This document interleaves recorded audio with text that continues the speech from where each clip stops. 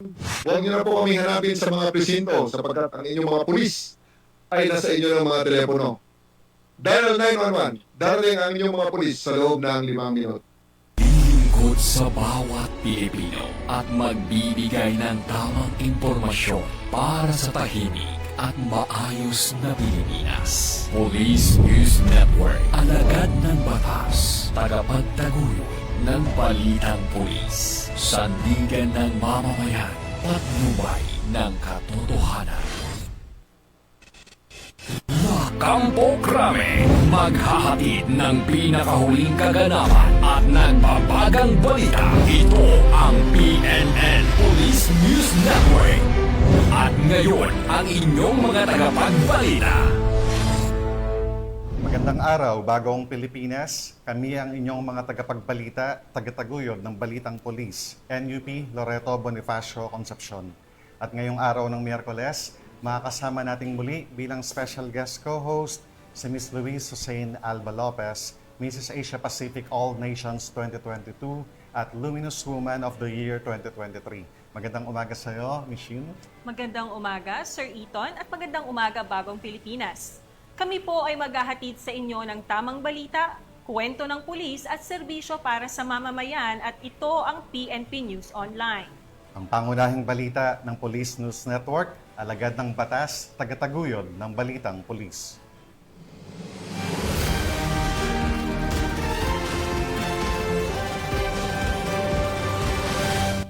Narito ang mga balitang hatid ng ating PNN correspondents mula sa iba't ibang panig ng bansa.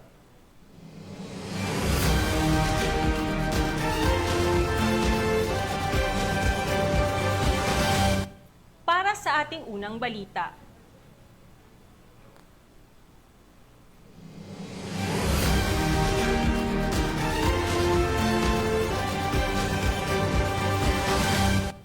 Sa tuloy-tuloy na kampanya ng kapulisan laban sa mga taong may pananagutan sa batas, isang babae ang naaresto sa bisa ng warrant of arrest dahil sa kasong BP-22 o Batas Pambansa o ang Bouncing Check Law.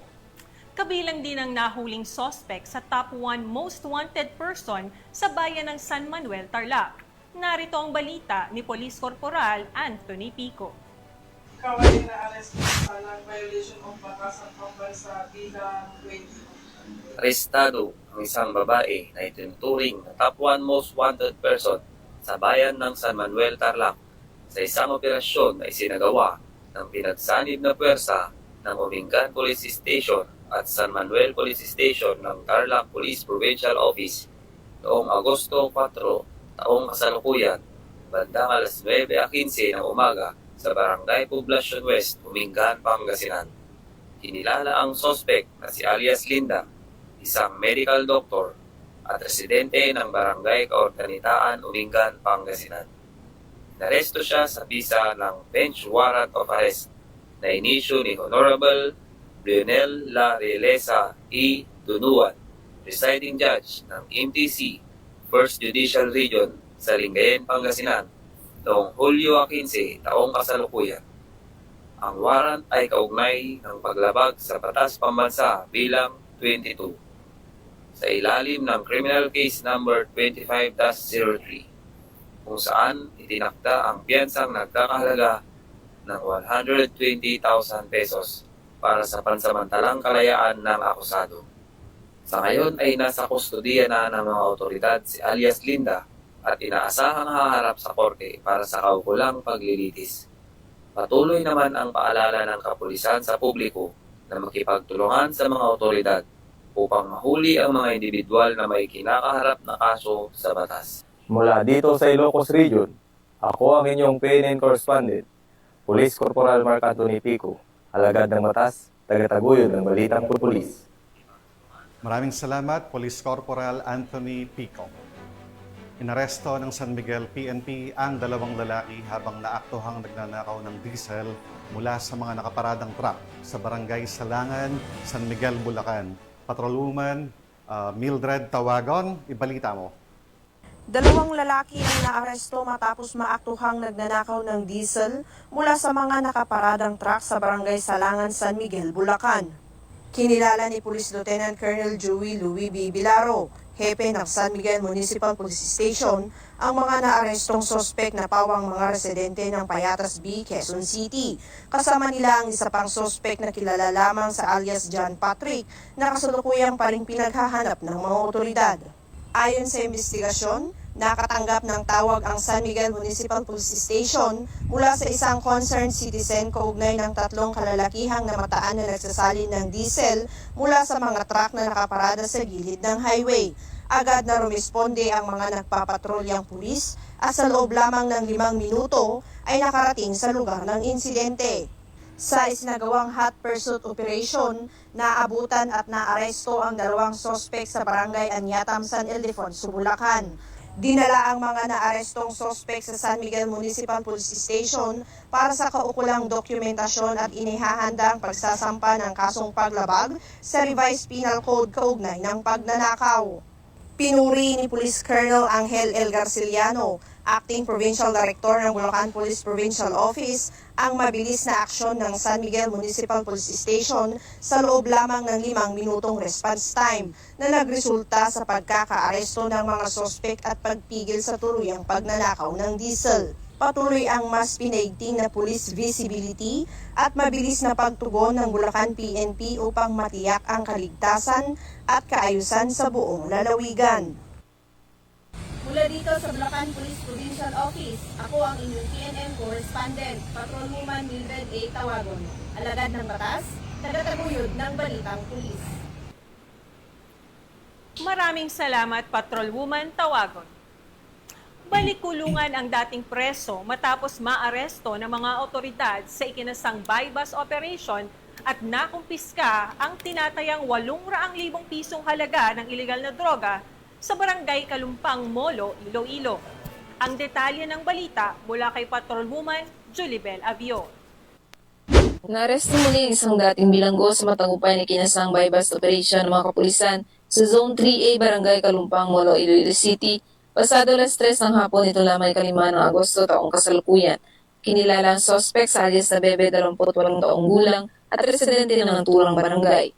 Ayon kay Police Captain Roque Jimeno III, Officer in Charge ng Iloilo City Drug Enforcement Unit, matagal nang minamanan ng mga operatiba ang galaw ng suspect matapos makapanggap ng impormasyon na sangkot ito sa iligal na bitahan ng droga. Halos 3 linggo siyang isinailalim sa surveillance bago ikinasang ang nasabing operasyon. Sa isinagawang investigasyon ng kapulisan, lumalabas sa dating nakulong ang suspect noong taong 2024, ngunit napalaya sa ilalim ng plea bargaining agreement. Ayon pa kay Police Captain Jimeno, natukoy na may koneksyon si Bebe sa isang nakakulong sa Bureau of Jail Management Penology sa barangay Ungkaharo, Iloilo City. Di umano'y doon siya kumukuha ng supply ng iligal na droga na kanyang ibinibenta. Tinatayang umabot sa halagang 816,000 pesos ang nakumpiskang hinihinala siya bumula sa operasyon. Dahil sa dami ng nakumpiskang kontrabando at lawak ng koneksyon, ituturing ngayon ng pulisyang suspect bilang isang high-value drug personality sa lungsod. Nakaharap si alias Bebe sa kasong paglabag sa Republic Act 9165 o Comprehensive Dangerous Drugs Act of 2002. Kasalukuyan siyang nasa kustudiya ng ICDEU para sa karagdagang investigasyon at pagsasampa ng kaso. Patuloy ang paalala ng PNP sa publiko na makiisa sa kampanya kontra iligal na droga at agad i-report ang mga kahinalang aktibidad sa kanilang lugar. Mula dito sa Police Regional Office 6, ako ang Police News Network Correspondent, Patrolwoman Julibel Avio, alagad ng batas sa katataguyod ng balitang pulis. Maraming salamat, Patrolwoman Julibel Avior. Halos 1 milyong pisong halaga ng iligal na droga ang nakumpiska sa 2 tulak ng iligal na droga matapos magsagawa ng anti-illegal drugs operation ang mga otoridad sa Barangay Malabago, Badjan, Cebu. Ibabalita yan ni Patrolwoman Annalyn Canoob. Aabot sa mahigit 1.7 milyon na halaga ng illegal na droga ang nakumpiska ng mga otoridad mula sa 2 suspect sa sinagawang bypass operation sa Barangay Malabago, Badjan, Cebu noong 2 ng Agosto sa taong kasalukuyan. Kinilala ni Police Captain Jerwin Mark Batong, Officer in Charge ng Badjan Municipal Police Station, Cebu Police Regional Office, ang 2 suspect na sina alias Randy, 51 anyos, at alias Tata, 50 anyos, na kapwa residente ng Badjan, Cebu. Batay sa ulat ng pulisya, banda alas 8:20 ng gabi gabi na kinasal ng mga otoridad ang nasabing bypass operation na nagresulta sa pagka-aresto ng mga sospek at pagkasabat ng isang medium-size at large-size heat-sealed plastic sachet ng nilalang shabu na may kabuuang timbang na 255 na gramo at may standard drug price na 1,734,000 pesos, green pouch, bypass money at isang ADV na motor. Maharap ang mga sospek sa kasong paglabag sa Section 511 ng Article 2 ng RA 9165 o ang Comprehensive Dangerous Drugs Act of 2002 at kasalukuyang nasa kustodiya ng nasabing tanggapan. Mga igsoon kong tagabadyan,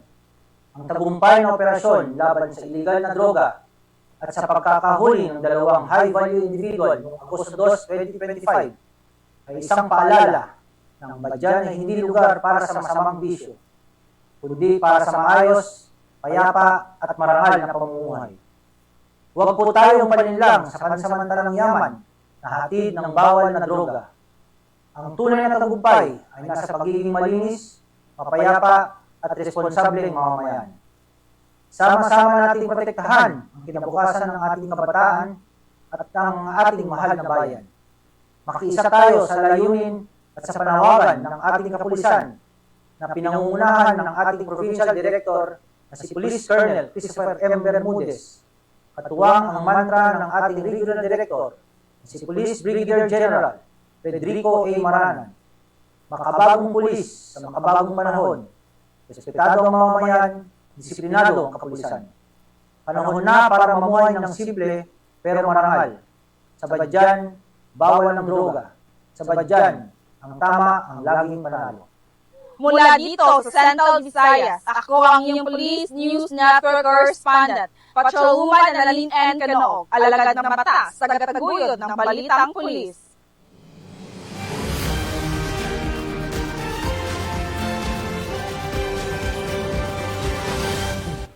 Sa walang tigil na operasyon ng PNP laban sa mga most wanted person, arestado ang isang lalaki sa bisa ng warrant of arrest na may kasong attempted murder sa isinagawang operasyon sa Panabo City. Ang detalye ng balita mula kay Patrolwoman Daphne Pasaon.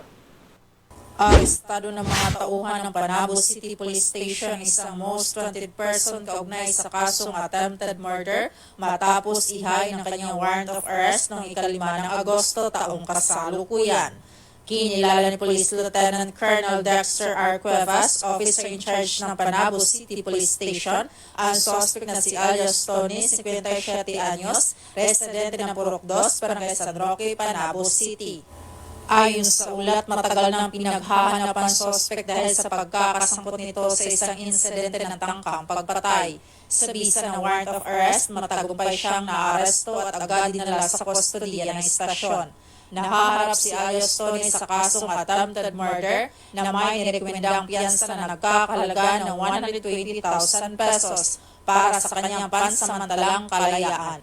Patuloy ang isinasagawang investigasyon ng Panabo PNP kaugnay sa kaso upang masigurong mapanagot ang suspect sa batas. Nananawagan din ng pamunuan ng Panabo City Police Station sa publiko na patuloy na makipagtulungan sa mga otoridad sa pamamagitan ng pagbibigay ng tamang impormasyon upang mapanagot sa batas ang mga individual na may kinakaharap na kaso. Mula dito sa Davao Oriental Police Provincial Office, ako ang inyong PNN Correspondent, Patrolwoman Daphne Pasaon, alagad ng batas, tagataguyod ng Balitang Pulis. Maraming salamat, Patrolwoman Daphne Pasaol. Mas pinaigting ng Highway Patrol Group ang pagsasagawa ng operasyon kontra carnapping sa Rehiyong 1 sa kahabaan ng National Highway sa Barangay Baliw, San Juan at Barangay Poblacion, Ilocos Sur. Ibabalita yan ni Patrolman Mark Roland Feliciano. Mas pinaigting ng PNP Highway Patrol Group ang pagsasagawa ng mga operasyon kontra karnapping sa Rehiyong 1. Kabilang narito ang kahabaan ng National Highway sa Barangay Baliw, San Juan, Ilocos Sur at Barangay Poblacion, Magsingal, Ilocos Sur nitong nakarang araw. Katuwang ang buong team, kami ay nagpapatupad ng RA 4136, the Land Transportation Code of the Philippines, RA 23, the Anti-Carnapping Act of 2016 at case build-up laban ng mga sangkot sa karnapping at iba pang krimen sa kalsada. Mahalaga sa amin ang katotohanan, ebidensya at hustisya sa bawat kaso at sabay nito patuloy namin sinusulong ang impormasyon, campaign upang gabayan ang publiko sa wastong pagsunod sa batas, trapiko at pag-iwas sa aksidente o krimen. Ako po at ang buong Highway Patrol Group at dito sa Provincial Highway Patrol Team Ilocos Sur ay matapat na nagsisilbi bilang inyong guardian of the highways para sa ligtas, disiplinado at maayos na lansangan. Ang nasabing operasyon ay bunga ng mas pinaigting na operasyon sa pagpapanatili ng kaayusan at seguridad ng ating mga lansangan at kakalsadahan. Mananatili rin ang mga operasyon sa pagpapatupad ng balik disiplina sa kalsada at anti-carnapping operation. Gayunpaman ay naging matagumpay ang nasabing operasyon na nagresulta sa pagbibigay ng mga violation tickets sa mga motoristang lumabag sa iba't ibang batas trapiko. Ang mga ganitong operasyon ay hindi para magdulot ng abala, kundi para magturo at magbigay ng disiplina sa tamang paggamit ng kalsada at pagsunod sa mga batas trapiko. Ang Highway Patrol Group ay kakampi nyo sa kalsada na patuloy na magbibigay ng serbisyong HPG at magpapatupad ng mga operasyon tungo sa misyon ng pagkakaroon ng mas ligtas at maayos na kalsadahan. Dahil dito sa ating bagong Pilipinas, ang gusto ng pulis, ligtas ka. At sa iba pang balitang serbisyong HPG, tumutok lamang sa aming YouTube channel at Facebook page na Police News Network. Mula sa tanggapan ng kakampi nyo sa kalsada, ako po si Patrolman Mark Roland Feliciano para sa Police News Network. Alagad ng batas, tagataguyod ng balitang pulis. Maraming salamat, Patrolman Feliciano. At para naman sa ating huling balita, arestado ang 2 lalaki ng Las Piñas City Police Station dahil sa kasong paglabag sa Presidential Decree 1602 at Republic Act 9165 o ang Comprehensive Dangerous Drugs Act of 2002. Narito ang report ni Patrolwoman Ivy Corporal. Arestado ang 2 lalaki ng mga tauhan ng Anti-Criminality Operation ng Pilar Substation ng Las Piñas City Police Station bandang alas 9:15 ng gabi sa Barangay Almansa 1, lungsod ng Las Piñas. Kinilala ang mga sospek na sina alias Toy at alias Jojo. Ayon sa ulat, nagsasagawa ng rutinang pagpapatrolya at anti-criminality operation ang mga tauhan ng nasabing istasyon nang maaktuhan ang mga lalaki na naglalaro ng karakrus na nag-ugat sa pagkakaaresto sa mga sospek. Narecover mula sa mga sospek ang 2 piraso ng heat-sealed transparent plastic sachet na naglalaman ng puting kristal na substansya na hinihinala shabu na may tinatayang may bigat na humigit kumulang 1.70 gramo at may standard drug price na 11,560 pesos. Nakuha rin ang halagang 703 pesos bilang taya sa iba't ibang dominasyon, kabilang ang 3 pirasong piso na ginamit bilang flipper. Ang mga naarestong sospek ay mahaharap sa kasong paglabag sa Presidential Decree 1602 o Illegal Gambling at Republic Act 9165 o mas kilala bilang Comprehensive Dangerous Drug Act of 2002. Mula dito sa Camp Bagong Diwa, Bikutan, Taguig City, ako po ang inyong PNN correspondent, Patrolwoman Ivy Corporal, alagad ng batas, tagataguyod ng balitang pulis. Maraming salamat, Patrolwoman Ivy Corporal. At yan ang mga balitang nakalap ng ating PNN correspondents mula Luzon, Visayas at Mindanao. At bago tayo magtapos, gusto ko po muling magpasalamat sa masusugid na manonood ng Police News Network at syempre pa sa ating special guest co-host for today na walang iba kundi si Michine Alba Lopez. Maraming salamat, Michine, sa muling pagpapaunlak dito sa Police News Network sa aming imbitasyon. Maraming salamat din sa bumubuo ng Police News Network at sa ating mga ka-PNN. Please support the Office of the Chief PNP Facebook page, Philippine National Police at ang Facebook pages ng PKG Tagapag-Ugnay, Police News Network, pati na rin ang Police News Network YouTube channel. I-follow, i-like, and subscribe upang maging updated kayo sa mga accomplishments ng ating pambansang pulisya.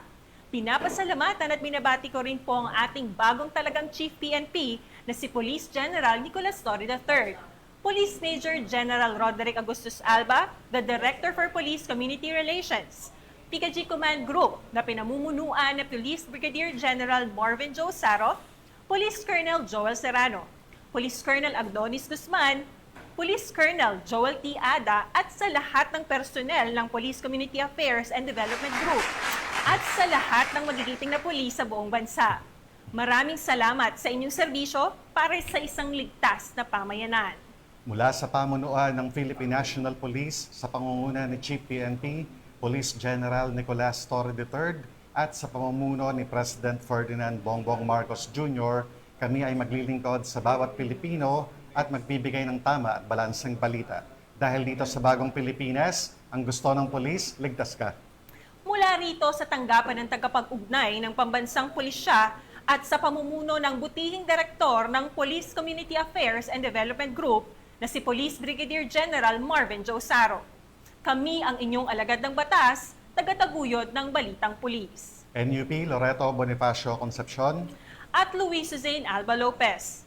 Maghahatid ng tamang balita, kwento ng pulis at serbisyo para sa mamamayan at ito ang PNP News Online. ang pangunahing balita ng Police News Network.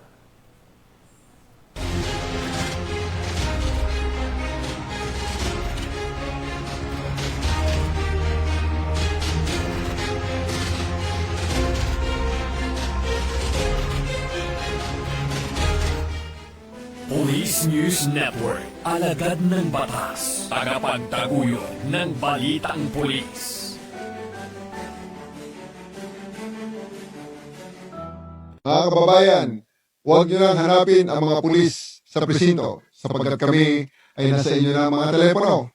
Dial 911, darating kami sa loob ng 5 minuto.